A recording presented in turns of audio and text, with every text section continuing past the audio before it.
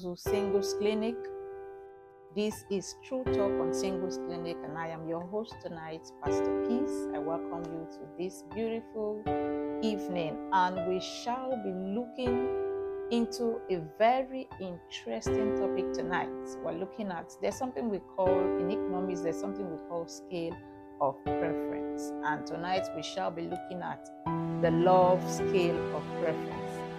I don't know if you've heard that from anywhere, but tonight you're going to understand what it is, what the love scale of preference is all about. And our scripture tonight will be taken from Luke chapter 10, verse 27. Jesus said, "You shall love the Lord your God with all your heart, with all your might, with all your soul, and then you shall love your neighbor as yourself." So the number one point, the number one agenda on the scale of preference for love is loving the Lord. The scripture says it's only a fool that says that there is no God. It's only a fool that says there is no God. The universe understands it, the creature understands that there is a being called God that sits in heaven and rules over the affairs of life. So your first priority as a human, your first priority as a single person, single man, a single lady, is to love the Lord, your God. Any man or woman who has not genuinely loved cannot love the person. Yes, in 1 John chapter number 4, Apostle Paul was saying, if you can't love your neighbor whom you see, how do you prove you love God? In other words, your proof of love for your neighbor is in how you love God. So the number one agenda on the scale of preference is loving the Lord God. You must, in this season of your life, desire God. You must, in this season of your life, desire to know God. You must, in this season of your life, lavish your love on God. If you do not sufficiently love on God, you will have issues loving man. Of course, you know that man was created in the image and likeness of God. So if you don't sufficiently love God, you will have problems loving his creature.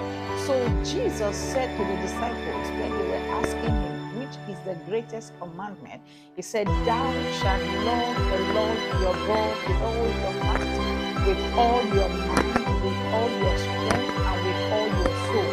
This is the first commandment. He said the second is like unto it, that you do what? Love your neighbor as yourself.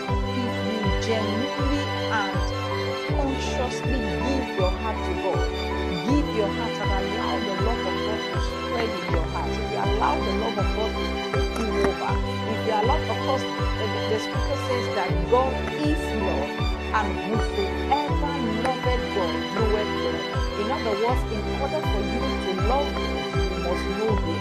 In order for you to know Him, you must give your life to Christ. So I believe I'm speaking to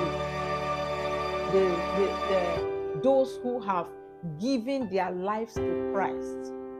If you don't genuinely love God, you cannot love your spouse. You cannot love sufficiently your partner. So in seeking and trusting God for a life partner, you must devote your heart to God. You must love on Him.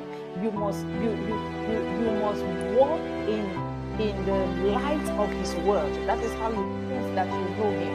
If you ever marry anyone who has no love for God, anyone who does not genuinely and sincerely love God with committed abilities, you will have a problem, because whoever has no love for God cannot love you. Number two is loving yourself. That scripture says you love your neighbor as yourself. In other words, the measure of love you give to your neighbor is dependent on the love you have for yourself, which is you cannot give what you do not have, the amount of love you have been able to show yourself, the amount of care you have been able to show yourself is what you will give to the next person. So if you have not sufficiently loved yourself, you see that the line is connected to each other. If you are able to love on God,